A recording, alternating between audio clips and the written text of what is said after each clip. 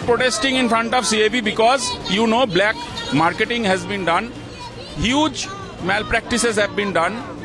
The cricket lovers are not getting the tickets, but what we have found out that these tickets are being sold in huge prices, which is a great anomaly. It is a shame for the entire CAB.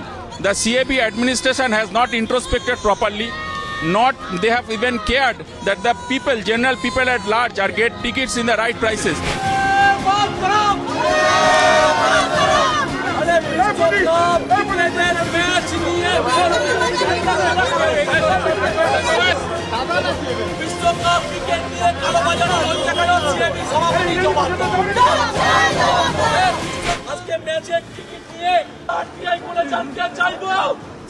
সভাপতির কাছে যে 65,000 ticket কলকাতার মানুষেরা পেল না এবং 11,000 live member আছে, ticket match হয়েছে, কিন্তু কখনো টিকিট নিয়ে এইভাবে আমাদের সিএবি সভাপতি বলতে পারবে কালোবাজারে মানছি না, মানবো না, অ্যানুয়াল মেম্বারদের টিকিট দেওয়া হলো না কেন? ক্ষমতার তো সিএবি জবাব দাও,